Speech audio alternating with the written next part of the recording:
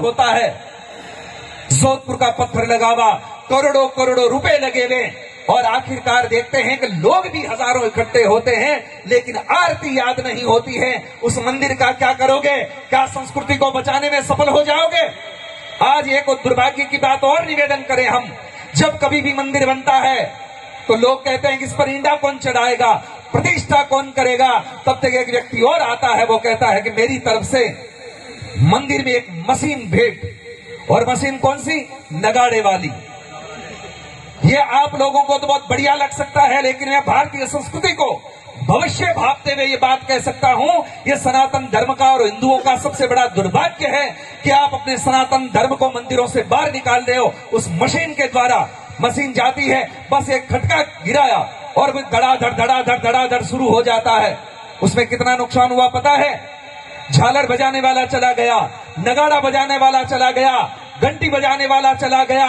अब रही बात आपकी स्थितियां जो मैं कह रहा हूं, आपको अच्छा ना भी लगे, लेकिन इससे कोई फर्क नहीं पड़ता इस सन्यासी को, क्योंकि मैं जब से घर छोड़ करके निकला था, 6 वर्ष का था, तब से लेकर के आज दिन तक जीवन यात्रा कर रहा हूं।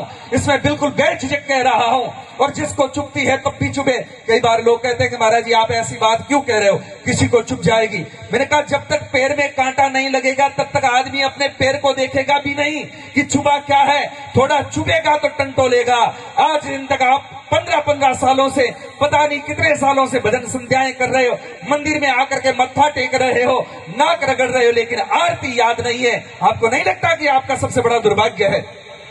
क्या है आपकी भक्ति? आप कैसे प्रमाणित करोगे कि आप भक्त हैं बाएं बांके?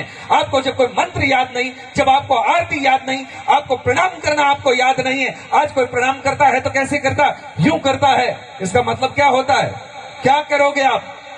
कुछ चीजें साधु संतों की सन्निधि में बैठ करके सीख लो, काम आएगी। लेकिन आजकल गुरुओं की भी कोई कमी नहीं है, बड़े बड़े होते हैं, उनको माइक से जो कुछ कहना सो कहना, लेकिन संस्कार देने में वो भी असमर्थ रह रहे हैं। भीड़ जुटाना सरल है, लेकिन संस्कारी 5 लोग तैयार कर देना बहुत बड़ी बात है। महाभारत के युद्ध को देखेंगे तो एक तरफ 3 करोड़ लोग थे और एक तरफ भगवान कृष्ण मात्र 5 बच्चों को लेकर के खड़े हुए थे, और उस पूरे महाभारत के युद्ध के निर्णय को बदल करके रख दिया। ये संस्कारों की बात होती है, सनातन की बात होती है, परंपराओं की बात होती है।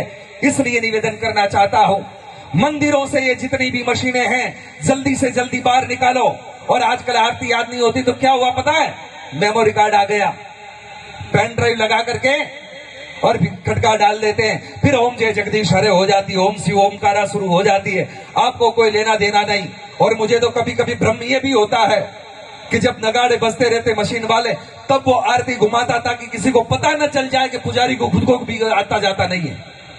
हकीकत तो ये है, क्योंकि बस नगाड़ा बजता रहता है, वो घुमा करके पूरा कर देता, पता भी नहीं चलता कि हकीकत क्या है। लेकिन क्या कहें क्या करें समझ में नहीं आता। जितने मंदिर बन रहे हैं, जितने मठ बन रहे हैं, मुझे नहीं लगता है कि सुधार केंद्र है, मुझे लगता है कि नशे की फैक्ट्रियां खोल रहे हो। जितने भी भारतवर्ष में कहीं पर भी जाकर के देखता हूं, बड़े बड़े मंदिर होते हैं, वहां पर हर आदमी वहां बैठा क्या करता है? या तो हथेली चाटेगा या फिर गोचे चूसेगा। इससे ज्यादा हमने कुछ नहीं देखा है।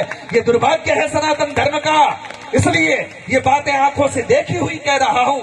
आपको बुरा लगे तो सुधरने का प्रयत्न करना, ताकि सनातन धर्म अपने पैरों पे खड़ा हो सके, वरना एक समय ऐसा आ जाएगा कि इसको पूरा विकलांग कर डालोगे तुम।